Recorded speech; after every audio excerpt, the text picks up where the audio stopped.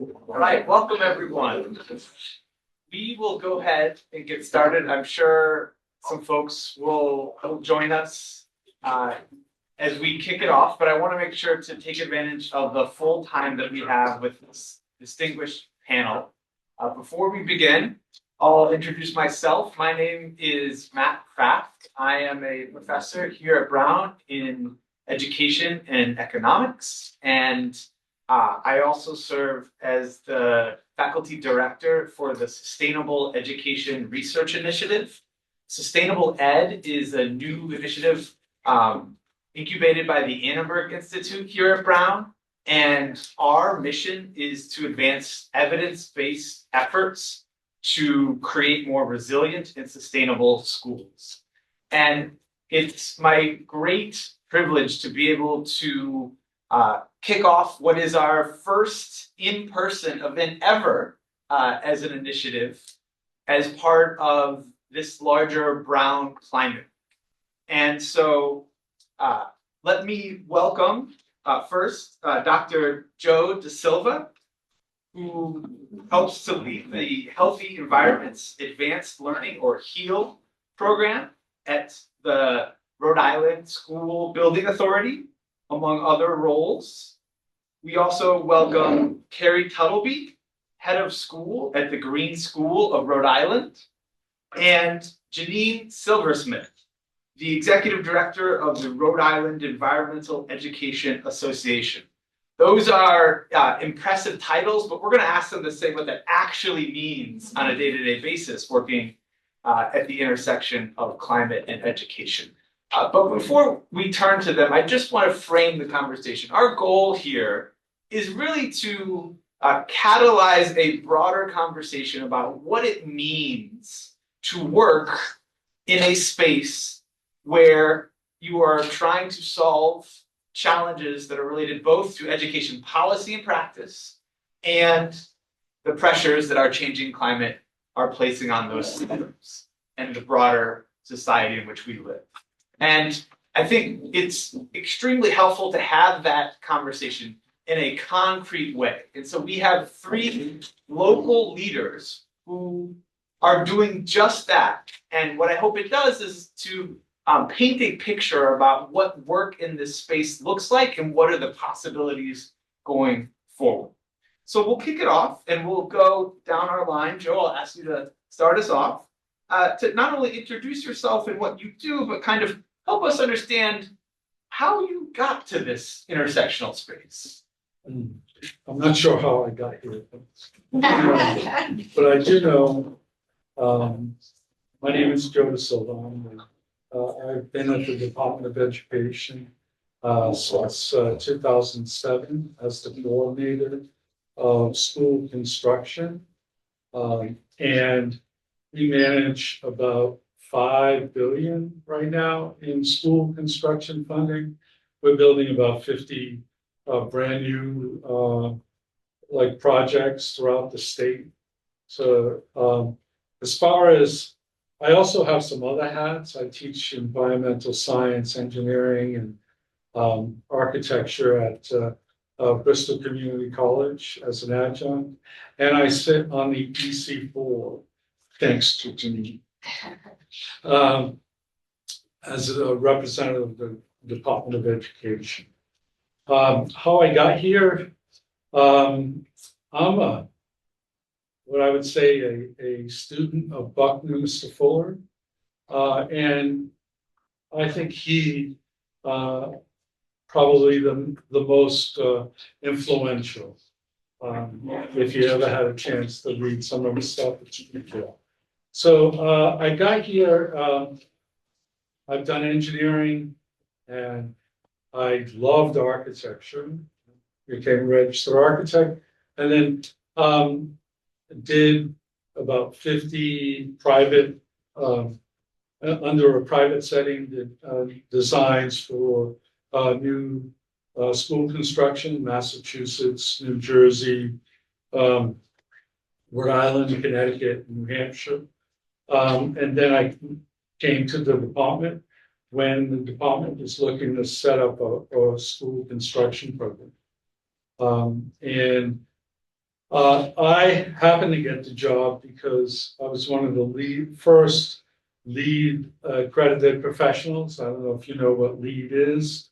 And so that got me the edge above all the other people that applied. And so I've been doing the same job, except it's grown in complexity all this time. And share what LEED is for everyone. Leadership and energy and efficient design or something like that. It's just one of many protocols that are available For building schools. for building Sustainable. projects. Yeah. Great. And in your current work, what is the primary projects that you're engaged in beside the number of schools that you've mentioned that you're building?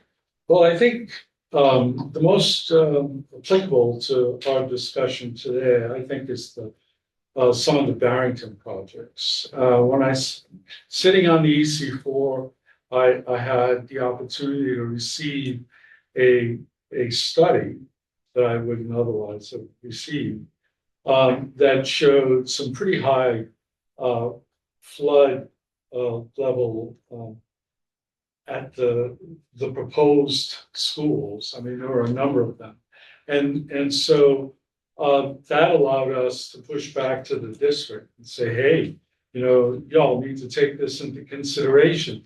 They were taking the basic code, but the basic code hasn't come up to the climate change projections. And so we were able to change, for example, elevations of the additions. We were able to change them to be above the base level. And we were able to include elements that would stop a flood, like waterproofing the perimeter in places that were below that. Also, it helped them understand the kind of evacuation that would be necessary, all these kinds of things that wouldn't have been possible without that information. And if I may, so since I've been doing this for a little while, it started off, these kind of building protocols started off as, we can make buildings more productive. And so you businesses can make more money by having more productive people. Then it turned in, hey, they can make it even greener while we do that and better for the environment.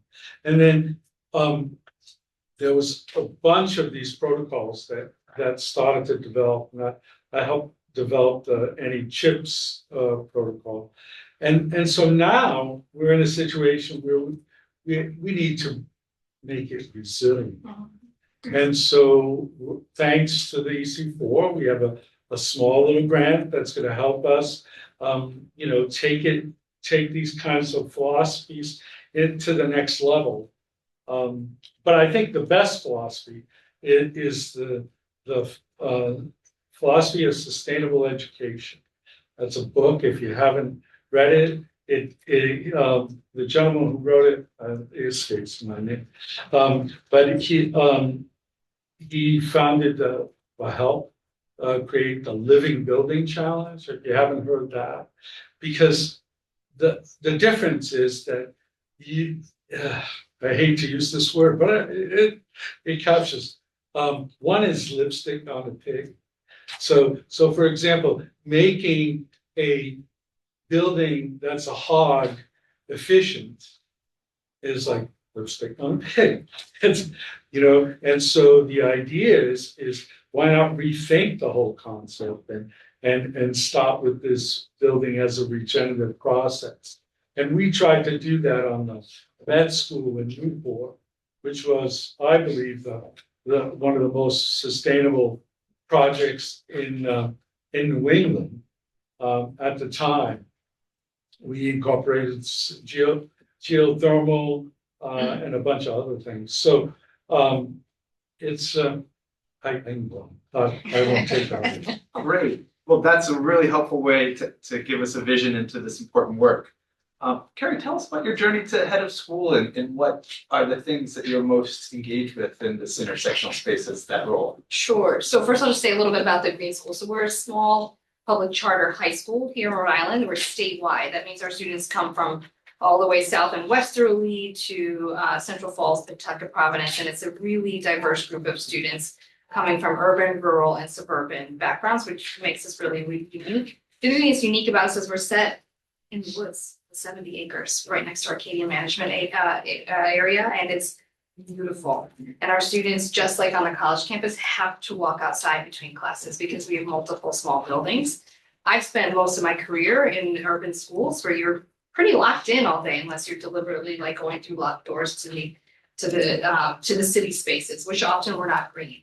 So Greene's mission is not just to be located there with this diverse group of students, but it's to talk about and raise the next generation of folks who believe in sustainability, who believe in environmental and social justice, and who are carrying out that work in a variety of ways. It doesn't look one way. And so I think the thing that's been an intersection through my career is creating learning spaces where you teach and practice caring for one another first and foremost, and then caring for the environment.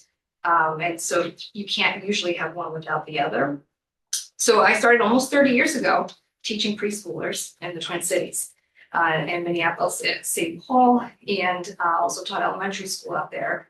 Came back to the East Coast. My roots are in New York, and I have family in Rhode Island, and so I came back to the East Coast, and I wanted to teach in Providence. I bought a house in Providence, and I didn't understand the context at the time was that Providence and Rhode Island in general were over-preparing the number of elementary educators, and so it was difficult to find a job besides substituting in the traditional district at that time. This was 2002. So I ended up at a charter school in Pawtucket, which was a dual language focus, which I've also been passionate about. And I was there for 6 years as a teacher and school leader. So interestingly, just for our future graduates from Brown, when I left that school, the International Charter School, I worked at TNTP, the New Teacher Project, and worked with Annenberg at the time. I wasn't working for Annenberg, but with Annenberg. And I learned so much about the broader national education landscape, as well as the Rhode Island landscape outside of my little one school bubble.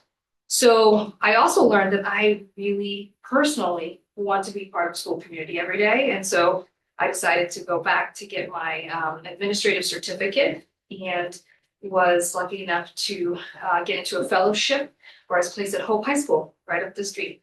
And so I had worked with some middle school and high school teachers before, and I saw like, wow, good teaching practice. This is good teaching practice, really, no matter the age. Developmentally, there are a few differences, but in general, building respectful relationships, setting a purpose for learning that's clear, and really making,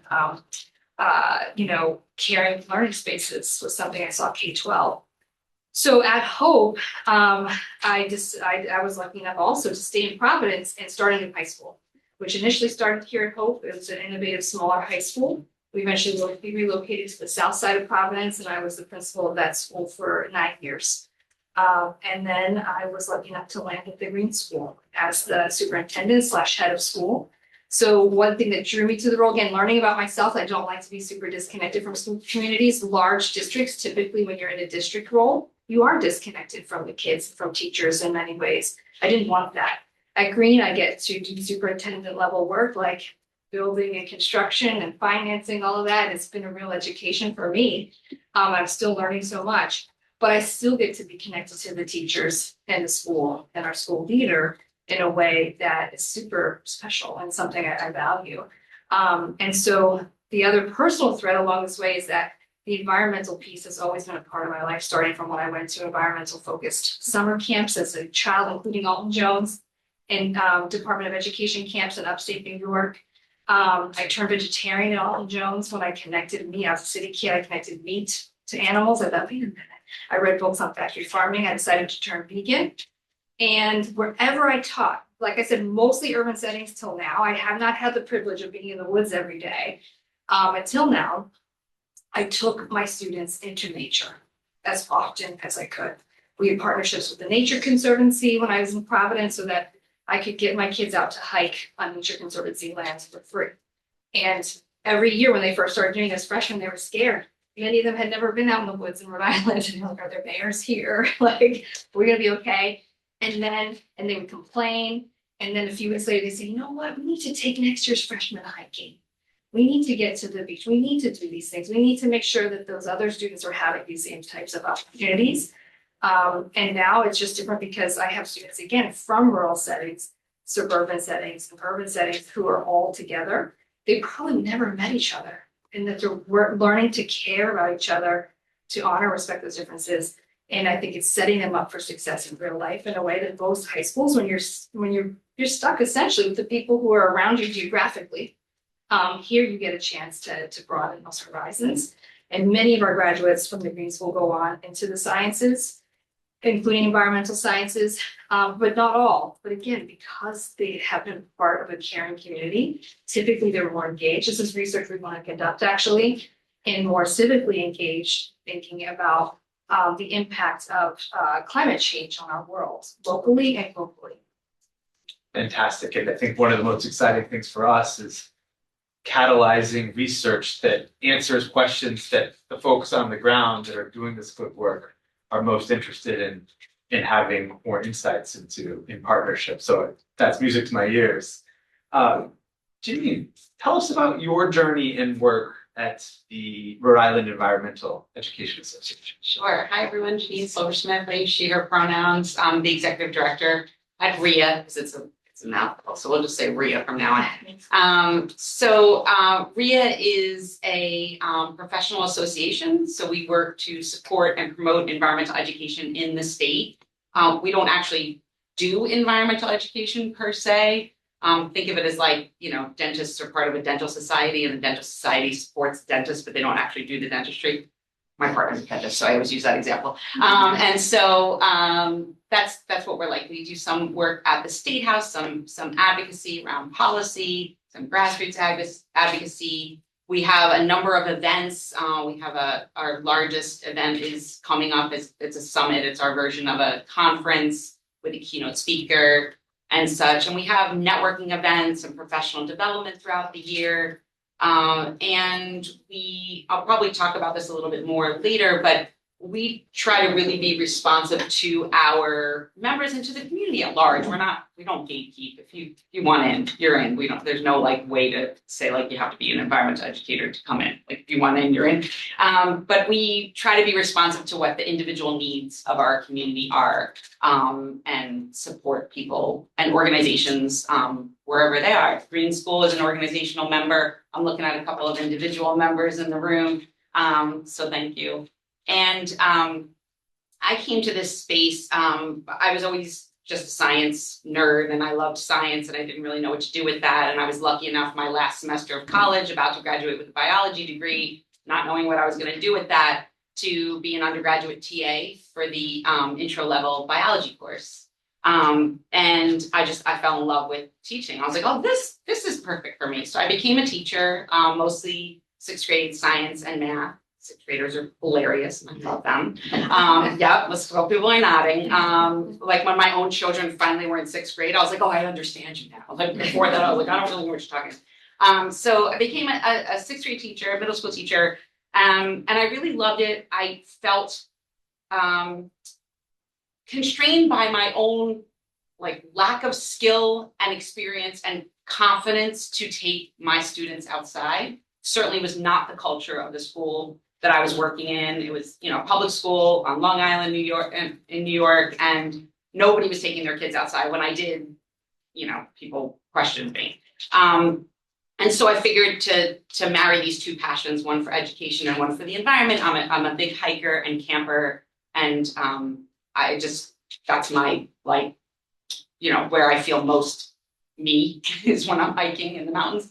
I had to leave the formal classroom. I probably didn't, right? But that's what I felt I had to do. And I left and I went into environmental education. I actually worked at the Bronx Zoo for a while, which was tons of fun. I didn't get to play with animals, but I coordinated programs to get first girls and then all teenagers interested in environmental science as a career. And then moved to Rhode Island and found RIA just first as a member, and then started working for RIA on, part-time on different grant projects. And that evolved into the first ever staff role at RIA about 5.5 years ago. So yeah, that's kind of my story. I think that the thing that always came with me was I loved science. I loved to talk about it. That's why I went into education. And I always loved being outside and hiking and playing. So those kind of merged into this role, which I love. Fantastic. Such an interesting set of examples of how one takes a windy path into where we end up. I hope that's instructive for some of our undergraduates here, that can't just plan everything. It's not linear. It is No, not it's linear. not. So, Jeanine, we'll start with you if you don't mind. Tell us a little bit about some of the challenges you've encountered in your role of advancing this work and kind of what you see as pathways forward to expand and deepen the impact that RIA's had. Yeah, I think there's been, just for the organization, because we were, a volunteer-led organization for 40-ish years, and now we actually have staff. It's just me and one other person, but still we have staff. And we're actually able to be more coordinated with that. I think first and foremost, our definition of environmental education has almost become synonymous with climate change education. That I have to stop myself from using them interchangeably.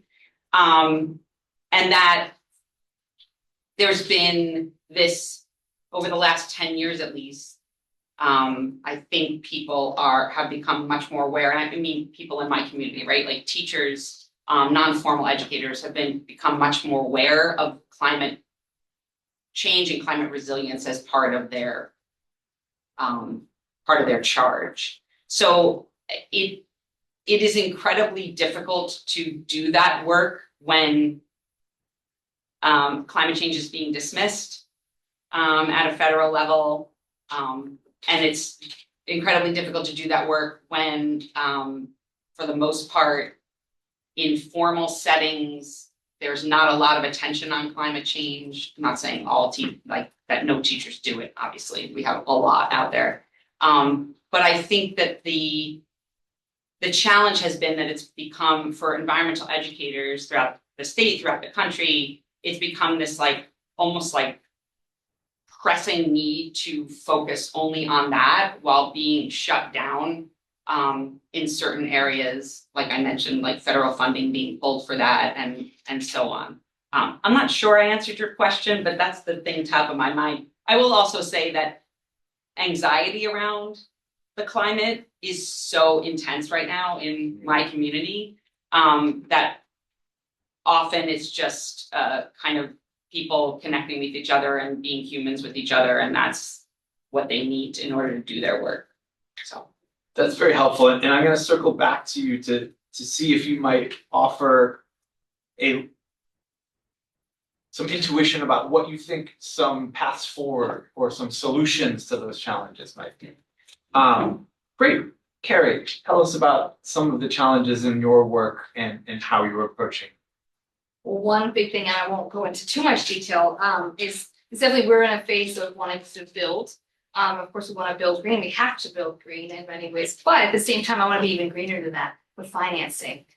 For school construction is tricky, particularly as a charter school in Rhode Island, and so those are some of the political things that I'm working on. The League of Charter Schools here in Rhode Island is working on to try to help level the playing field. So we don't have a municipality or a city that is supporting us. We're on our own.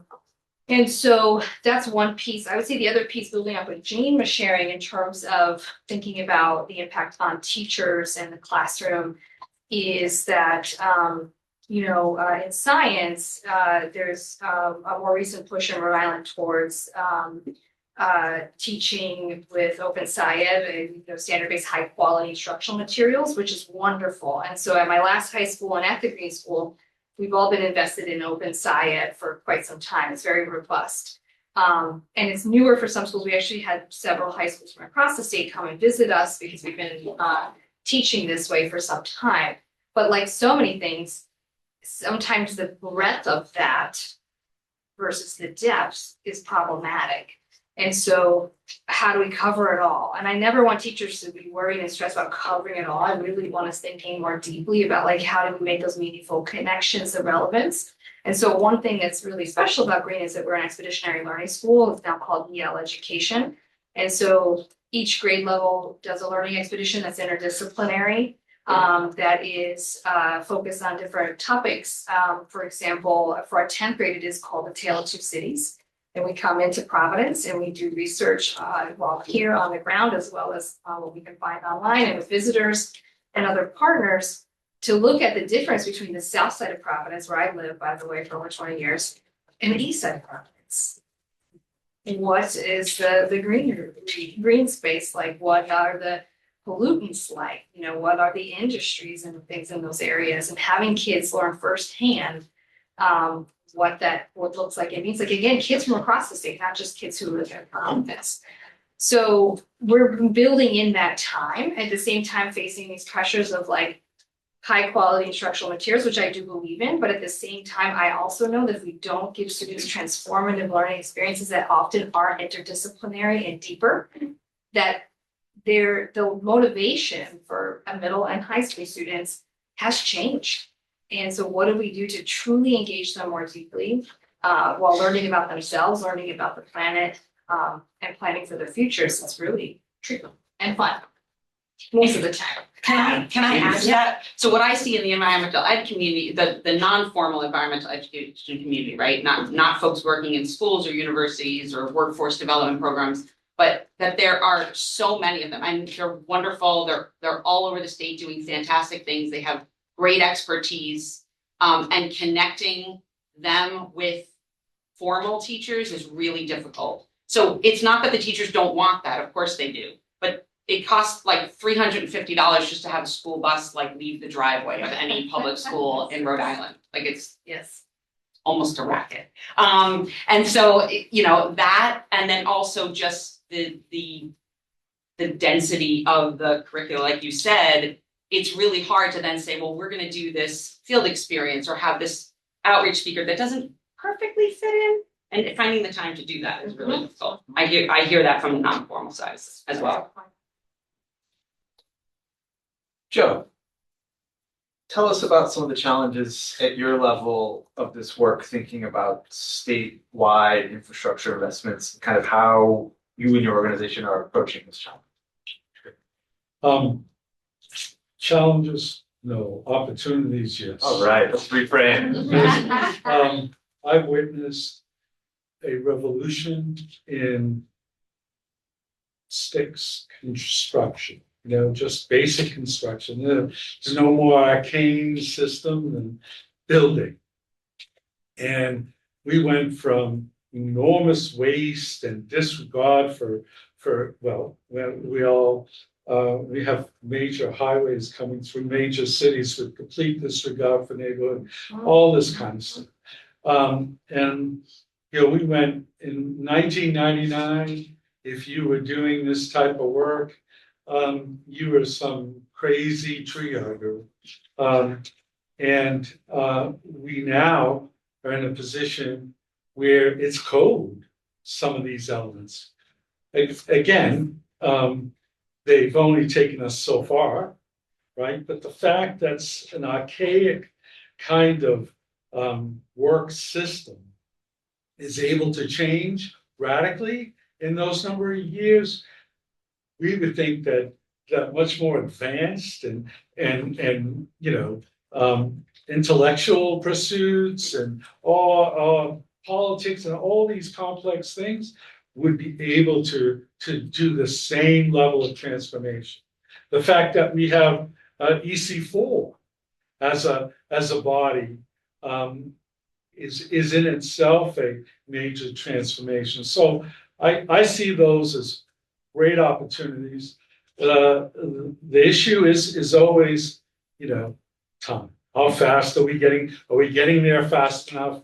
But you know, every journey requires one step, slow and steady. It's how she goes.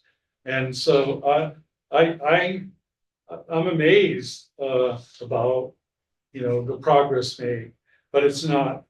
It's always building. It's always building on top of each other, and it requires enormous amount of stakeholders with different interests to be engaged. Great. And tell us a little bit more about the ways in which the school building authority and your work with the HEAL program interacts with and engages with the broader Rhode Island community, whether that be school leaders or parents or voters or students. What does that look like? Yeah, so one of the things I found working for the state is that everyone is your client.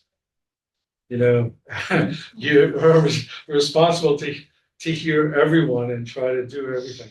All our projects are typically bond funded, which requires voter referendums, enormous voter engagement in those processes. And then the building and design of all these processes involves enormous amount of volunteers who need to come together and things like building committees in order to move this work forward. You know, but a lot of the work is local. And it's local constituents that are managing. We're more trying to guide it and put guardrails on it. So that's we're very publicly oriented. Granted, you know, some people say, well, you know, we don't see a lot of information, but we were able to in 2017, you know, display to all our members our website with information on every school. And that was a really big effort. And if you do have a chance to go on Rhode Island Department of Education website under the School Building Authority, you'll see enormous amount of information. Granted, we're still trying to add more and more, but great. And Kerry, obviously your students and parents are one set of stakeholders that I'm sure you are engaged in deep communication with. Tell us, in addition to them, what are the other groups that a school like yours has to be kind of in conversation with to thrive? Well, two things. One, because of our mission and with environmental justice, organizations like RIA and community-based organizations that are focused on the environment are longstanding partners. So like Save the Bay, the Nature Conservancy, Audubon, and many other organizations that support us and connect with us. And sometimes, some years it's less direct and other years it's more direct, but they're just, you know, they've always been there. And then I would say really when you think about, again, student engagement and those learning expeditions, that it does sometimes vary based on where we need to learn more and get kids out interviewing for, you know, people for their field experiences when they do field work. And what kind of places exist or people in the community, not just even from community-based organizations, but just important members of the community. So that does vary year to year a little bit based on what those learning expeditions are focused on. And we often ask students, what do you want and would like to learn, and where are those places that we need to get connections to? And so one of the opportunities as a small high school is that I love that, is that we can't do it all because we are small. And so, and because we are in West Greenwich and many of our students live far away, we don't have robust after school life that other schools might have. And so we are trying to learn statewide, what are those programs focused on the environment, focused on art, focused on areas of students' interest individually that we can partner with and say, like, we like New Urban Arts here in Providence is incredible. And many of our students go to Youth in Action. Like, we don't need to replicate all of that at our school if we can connect our students to those existing organizations. So even if it's a less direct connection, it's just, there's so, like, Rhode Island is so rich with community-based organizations. It's hard to learn about all of them statewide, but that's what we're trying to do so that we can say, you live in Westerly, did you know about this group? You know, who are doing something like that? Or how do you want to start a club or start an organization? We will help you. So those kinds of opportunities for teaching and modeling efficacy is also important. Great. And Jeanine, you have your members, but an education association that sits in the space of the environment, as you explained, which in many ways is talking about climate change. How are the processes that your work engages with shaped by the structure of these questions at the state level, for example, around curriculum standards, state standards, or just kind of the ways in which districts select curriculum materials and otherwise? Yeah, I think a lot of what RIA does is connect, kind of similar to what Kerry was saying, but like connecting some community member in Rhode Island who's looking for a resource with the best people that I know of that are doing that already. So if, for example, a school were to be looking at doing some kind of work around, I'm trying to link this to your meadow, but but I don't think I'm going to do a good job. But if someone were to come to me and say, I have this issue, I have this challenge or opportunity to do something in my school, then what I'm thinking is, okay, do you know the lay of the land? Like, do you know what the landscape is right now with high quality instructional materials, and what curriculum is your district taking on, right? You know that, and then here are the other folks in the state that I know have done some really great work with environmental education or climate change embedded into it, using those same standards or using that same curriculum. And I think that takes time. So I think having models for, just successes is really important. And so I'm constantly trying to like connect people to each other.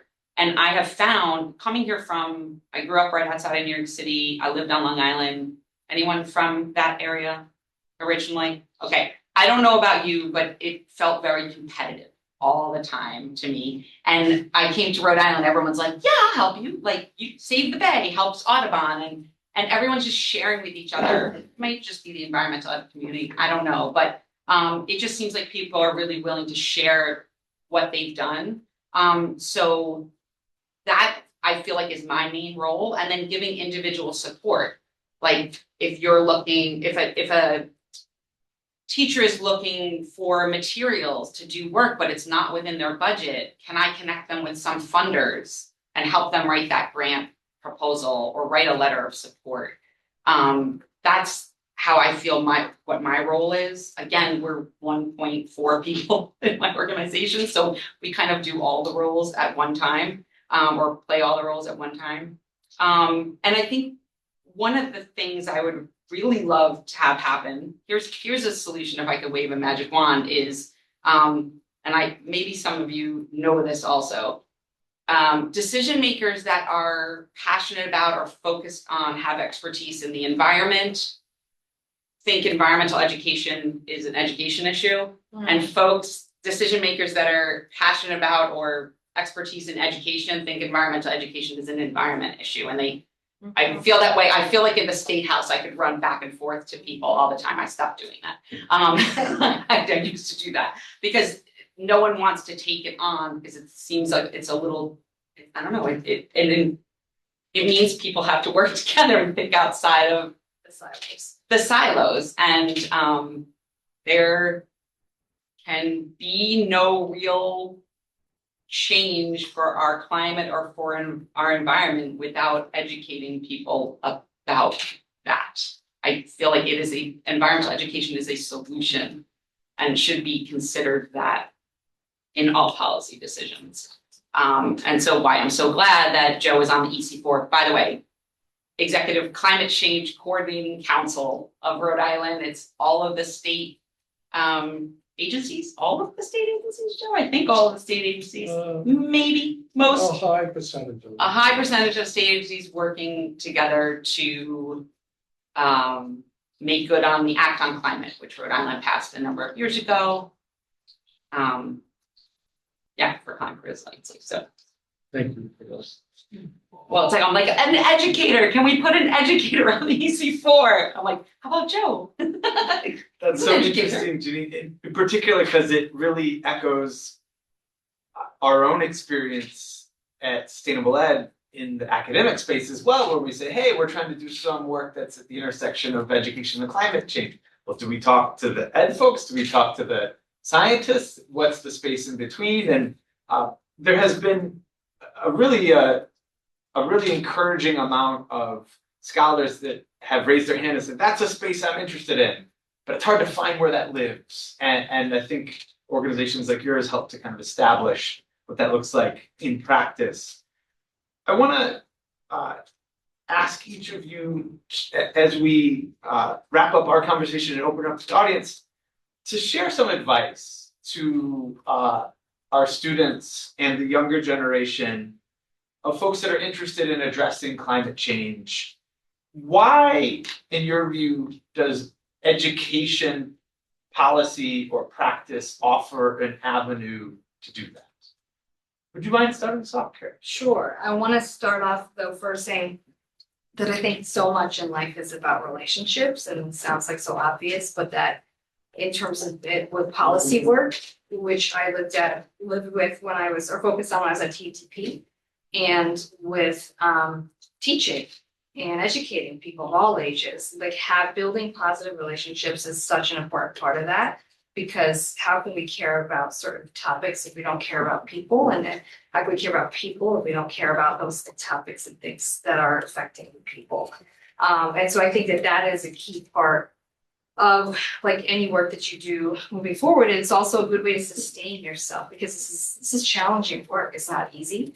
I think it's the most important work though, is like teaching the next generation how to you're just the advocacy piece, right? Like it's not a specific policy that I want my future graduates to go out for, but I want them to care and to think and to act, and to not be passive consumers of information, but to actually be doing things in the world, creating things in the world, creating change in the world that will affect the next generation. So those are the things I would definitely keep in mind in terms of like how to sustain yourself and find the recharge factor. And then building those relationships, so that intersection between policy and education is hopefully those lines get blurred while you're doing that important work ahead. Yeah, I think relationships are key, and I'm really glad you brought that up, Kerry. I would say two things. Number one, I trust that you all of us in this room understand that education is a profession. And so let's remind people of that when we get the chance. Maybe not as full in a china shop as I would do it sometimes, but I think reminding people that educating others is not just something anyone can do if they stand up in front of people and talk, right? There is a whole profession of education. So that's one piece. And also I think when you're involved in policy work, whether that's at like, advocating at a grassroots level or working with decision makers, what I like to call like, grassroots and grass tops advocacy, I think it's really important to speak from your own experience. And if you are passionate about something that you've never had that experience, you've been lucky enough never to, live in a town that has a lot of air pollution and it's leading to a lot of asthma, let's say. If that's not been your experience, then go and just be a silent bystander to those who are talking about it, and listen and learn, and then ask, how can I help you? I'd like to help. How can I help you? I think a mistake that's made in the policy arena is speaking for folks that aren't in the room. So, do your best to listen to others. And if you've had that experience, then speak from your heart and explain your experience. Because I can promise you, especially as a young person, if you show up at the State House and start talking, they're all gonna stop looking at their phones and look up and actually listen to you. They don't listen to people like me with a lobbyist badge all the time, but they will listen to you. So I encourage you to do that. And if you want some support with that, just reach out. Happy to help with that.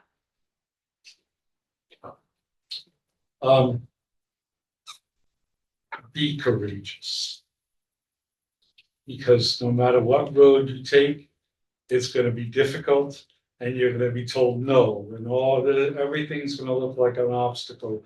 And, you know, we do live in a time of intense fear, and the best thing you can be is courageous. Don't take no for an answer. Find a way around. I think that level of persistence is probably been my most successful tool. As a, you know, urban kid, persistence and grit is something that I learned, and so my recommendation is don't take no for an answer. You believe in something, stay true to it, and take it where it needs to go. And on the education front, we have to understand that, you know, not every generation has received the same education, right? Because, I mean, I was educated a lot longer, long ago. And so understand that, you know, not everyone, you know, that there isn't necessarily, you know, rights and wrongs, and try to, you know, blur normality as opposed to fine tuning. These kinds of things are very important. And, you know, an educated child is the greatest gift we have. And because uninformed choices lead to disastrous outcomes. That's it. Really moving and helpful guidance, not just for undergrads, but I'm sitting here taking lots of notes about how I can do my own work even better, be more courageous. And with that, I'd love to open it up to our audience for questions for our panelists.